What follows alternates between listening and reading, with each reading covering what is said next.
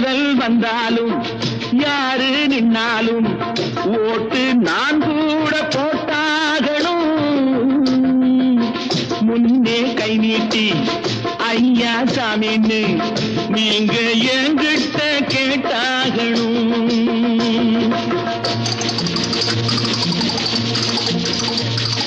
Black చేసి నోళ్ళు డబ్బు దాచుకుంటారు. కాస్త బిచ్చమెయ్యమంటే మూతి ముడుచుకుంటారు.